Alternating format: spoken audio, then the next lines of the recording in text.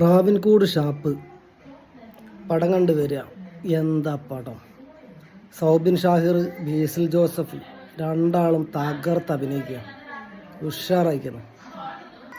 അതിൽ സംവിധാനം ശ്രീരാജ് ശ്രീനിവാസൻ, പിന്നെ കഥയും ശ്രീരാജ് ശ്രീനിവാസൻ തന്നെയാണ്. അൻവർ റഷീദിൻ്റെ പ്രൊഡക്ഷൻ എമ്മാതിരിയ. അൻവർ റഷീദൊക്കെ എന്ന് പറഞ്ഞു കഴിഞ്ഞാൽ മിനിമം ഗ്യാരണ്ടി ഉറപ്പ് തരുന്ന സംവിധായകൻ.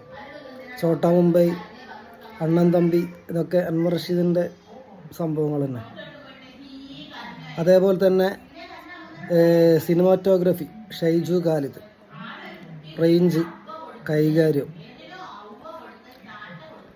പിന്നെ ഈ പടത്തിൻ്റെ ഹൈലൈറ്റ് എന്ന് പറഞ്ഞു കഴിഞ്ഞാൽ ഈ പടത്തിൽ ഒരു വില്ലനുണ്ട്, കൊമ്പൻ ബാബു എന്ന് പറഞ്ഞിട്ടുള്ളത്.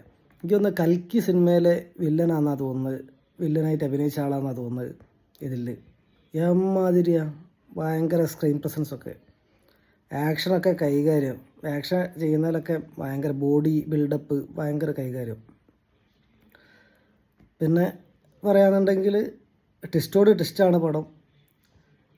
സെക്കൻഡ് ഹാഫ് ക്ലൈമാക്സിലേക്കൊക്കെ ട്വിസ്റ്റ് വരാണ്ട്, അതൊന്നും പറയുന്നില്ല.